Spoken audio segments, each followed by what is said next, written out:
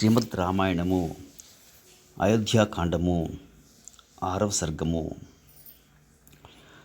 వశిష్ఠ మహర్షి వెళ్ళిన పిమ్మట శ్రీరాముడు స్నానకృత్యములను ముగించుకొని నిశ్చల మనస్కుడై విశాలాక్షి అయిన ధర్మపత్నియగు సీతాదేవితో కూడి శ్రీమన్నారాయణుని సేవించెను. పిమ్మట అతడు హవిస్సుతో కూడిన పాత్రను శిరమున దాల్చి అగ్నికి ప్రదక్షిణ నమస్కారములొనర్చి శ్రీ మహావిష్ణువును ఉద్దేశించి జ్వలించుచున్న అగ్నియందు శాస్త్ర ప్రకారము హోమము చేసెను. దశరథ మహారాజు కుమారుడైన శ్రీరాముడు తమకు శుభములు చేకూరుటకై సీతాదేవితో కూడి హోమము చేయగా మిగిలిన హవిస్సును స్వీకరించెను. పరమ దైవమైన శ్రీ మహావిష్ణువును ధ్యానించుచు మౌనముగా మనోనిగ్రహంతో దర్శనీయమైన విష్ణు మందిరమున చక్కగా పరచబడిన దర్భాసనములపై వారు ఇరువును శయనించిరి. శ్రీరాముడు వేకువజాముననే మేల్కొని తన గృహమునకు పూర్తిగా అలంకారమును చేయించెను. సూతుల యొక్క దైవస్థుతులను వంది మాగతులు నిర్వహించుచున్న స్తుతి పాఠములను వంశావళి కీర్తనలను ఆలకించెను. పిమ్మట అతడు ఏకాగ్రతతో ప్రాతసంధ్యాది దేవత అయిన సూర్యుని ఉపాసించుచు గాయత్రి మంత్రమును జపించెను. సంధ్యోపాసనానంతరము స్వచ్ఛమైన పట్టు వస్త్రములు ధరించి శ్రీరాముడు శ్రీమన్నారాయణుని సాష్టాంగ నమస్కారపూర్వకముగా స్తుతించెను. పిమ్మట బ్రాహ్మణులు శ్రీ సీతారాములను స్వస్తి వచనములతో ఆశీర్వదించిరి.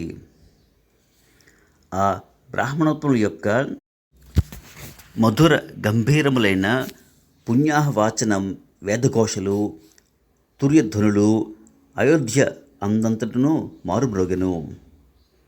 సీతాదేవితో కూడి రాఘవుడు ఉపవాసాది దీక్షలను స్వీకరించినట్లు విని అయోధ్య వాసులైన జనులందరూ పరమానంద భరితులైరి.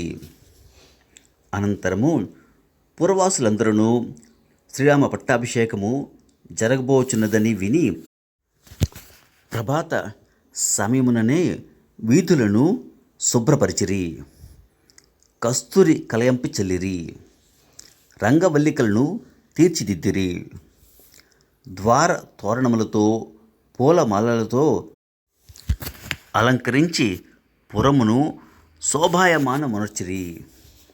తెల్లని మేఘములచే ఆవృతములైన పర్వత శిఖరముల వలె ఎత్తైన దేవాలయముల మీదను వీధుల కోటల యందును రాజమార్గముల యందును దివ్య భవనములపైనను కోట బురుజుల మీదను వివిధములకు వస్తువులతో నిండియున్న విక్రయశాలలపైనను సకల సంపదలతో తొలతూగుచున్న శ్రీమంతులైన గృహస్థుల భవనముల మీదను సకల సభా మందిరములపైనను అత్యున్నతములై అందరికీ దూరం నుండియే కనబడుచున్న మహావృక్షముల మీదను చిత్ర విచిత్రములకు ధ్వజ పతాకములు ఎగురవేయబడిను.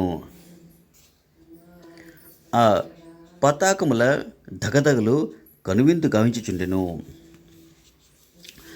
పురమునందలి సమస్త ప్రదేశములందు నటీనటులు ప్రదర్శించు చక్కని దృశ్యములను ఆహ్లాదకరమైన నర్తకుల నాట్యభంగిములను గాయనీ గాయకుల మధుర గానములను ప్రజలకు చూడముచ్చట గొల్పుచు వీణులు విందు నడుచుచు వారి మనస్సులను దోచుకొనుచుండెను.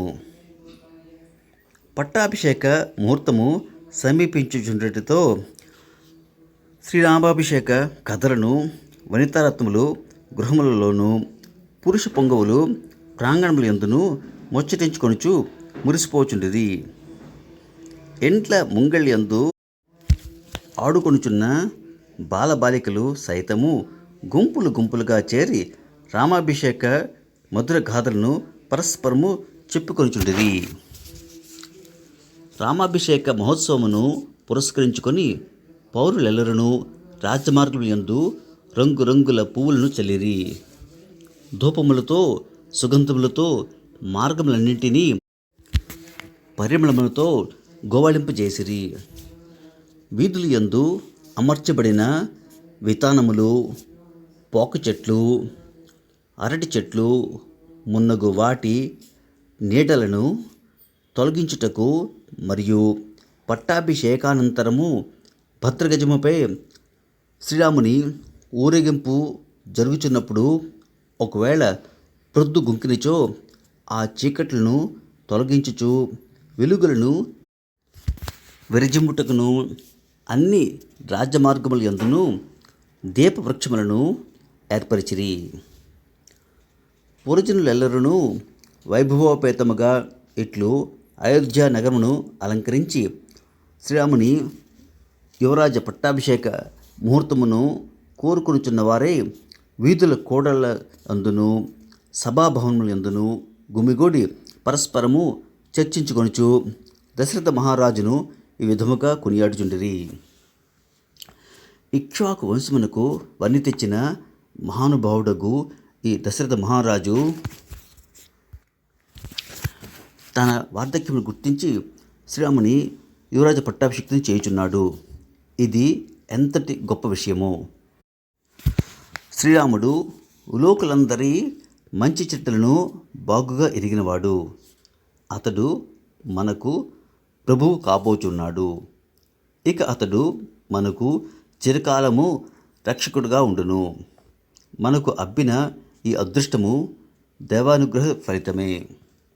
రఘురాముడు ఏమాత్రమును గర్వము లేనివాడు, విద్వాంసుడు, ధర్మబుద్ధి కలిగినవాడు, సోదర ప్రేమకు కుదురైనవాడు. మనలను కూడా తన సోదరుల వలె ప్రేమతో ఆదరించువాడు. ధర్మాత్ముడైన దశరథ మహారాజు యొక్క అనుగ్రహం వలన శ్రీరాముని యువరాజ పట్టాభిషిక్తునిగా చూడబోచున్నాము. పుణ్యమూర్తి అయిన ఆ దశరథ మహాప్రభువు కలకాలము వర్ధిల్లుగాక. శ్రీరామ పట్టాభిషేక వార్తను ఎరింగిన వెంటనే నానా దిక్కుల నుండి వచ్చిన జానపదులు పౌరుల పరస్పర సంభాషణలను అన్నింటినీ వినిరి. వారు శ్రీరామ పట్టాభిషేక మహోత్సవమును కన్నులారా చూచు వేడుకతో నగరమునకు చేరిరి. అప్పుడు రామనగరము జానపదులతో కిటకిటలాడెను. నానా దేశం నుండి విచ్చేసిన జనవాహినుల సంచారములచే ఆ నగరమునందు ఏర్పడిన మహాధ్వని పర్వతముల యందు ఉత్తుంగ తరంగములతో విజృంభించిన సాగర ఘోషను తలపింపు చేయుచుండెను. ఆ అయోధ్య నగరము మహావైభవోపేతమగు ఇంద్రనగరమైన అమరావతి వలె ఒప్పుచుండెను. అది శ్రీరామ పట్టాభిషేక దర్శన కుతూహలంతో వచ్చి ఉన్న జానపదుల కోలాహలముల సవడులతో నిండియుండెను. అప్పుడది తిమింగలాది జలజంతువులచే అల్లకొల్లోలమైన సముద్ర జలముల వలె కనపట్టుచుండెను.